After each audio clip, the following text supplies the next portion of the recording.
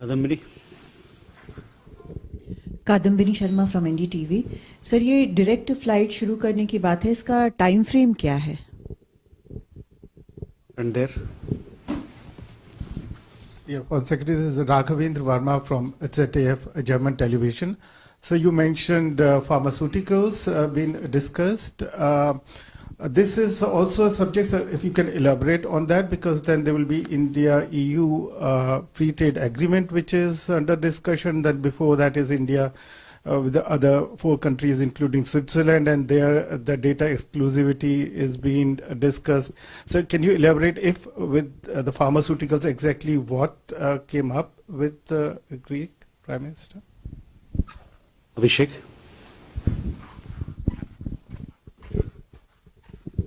Hi, sir. Abhishek from CNN News 18. My question is regarding this direct air connectivity.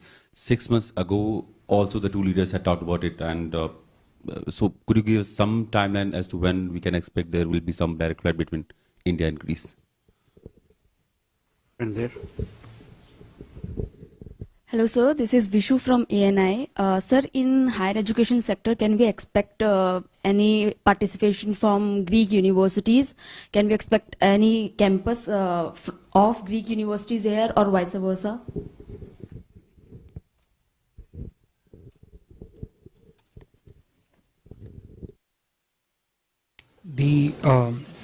With regard to the discussions around IMAC, and we had in some ways had an exchange on this element, even one of the previous pressers. First, yes to, I mean, there seems to be an implicit linkage in the question with regard to what is happening in the Gaza and whether in any way that is related to IMAC insofar as the discussions between the 2 leaders are concerned. The situation in Gaza, the conflict there, as also the challenges we are experiencing in the Red Sea, the commercial shipping being diverted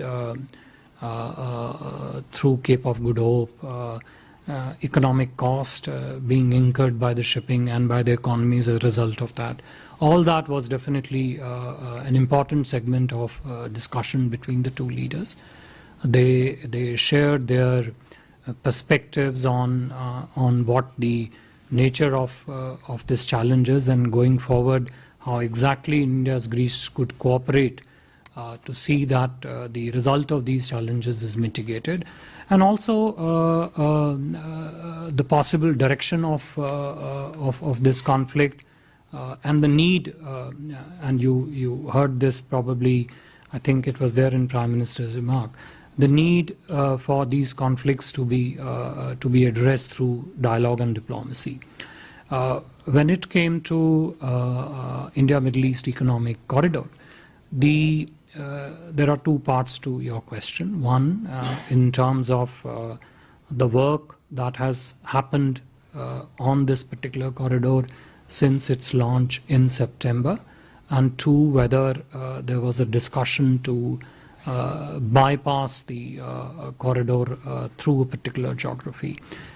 As I have mentioned in one of my previous responses also, not today, but in the earlier presser, the discussions with regard to the specifics of the individual sub-segments of the IMEC corridor, whether these are segments relating to the railways, segments relating to the shipping, segments relating to putting the logistic standards that will operate in the corridor, they have been progressing very strongly and very robustly in the months since the launch.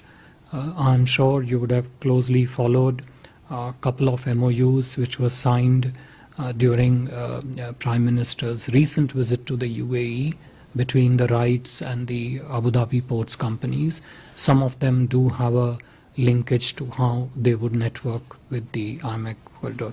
Insofar as the alignment of the IMEC corridor is concerned, that remains unchanged as of now. Thank you. Direct flight की समय सारणी, देखिए ये direct flights दोनों देशों के बीच में अब तो भारत में जो इस समय परिप्रेक्ष्य है वो प्राइवेट सेक्टर द्वारा चलेगी।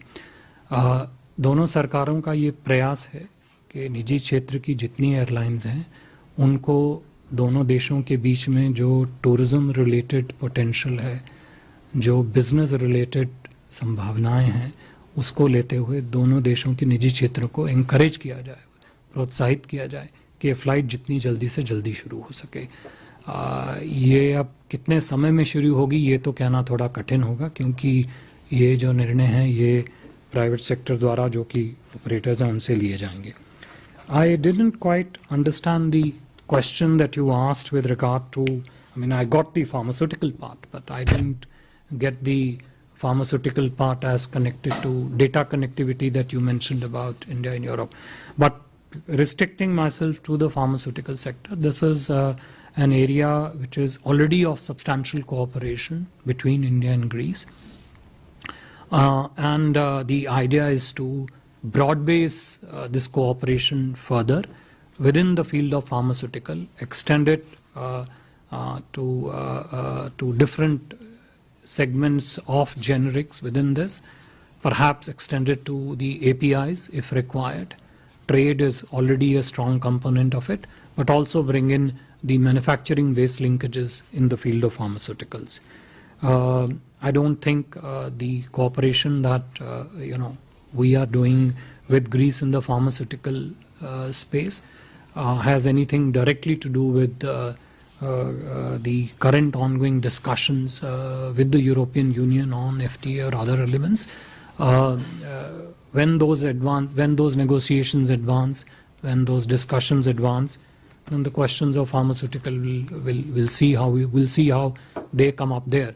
But during this visit and also during Prime Minister's visit in August, the focus was on strengthening and broad basing a cooperation in the field of pharmaceuticals.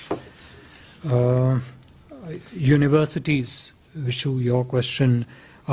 Look, it is our expectation that the university linkages between the two countries will enhance. We are in the process of expanding and encouraging universities of other countries to come up and set up their educational linkages in India with different universities. At this stage, I really do not have the names of specific universities that would form part of this linkage insofar as Greece is concerned. But as and when the discussions in this field expand and build up, as and when the university's name come up, we will definitely share them with you. Thank you. With that, we come to the close of this special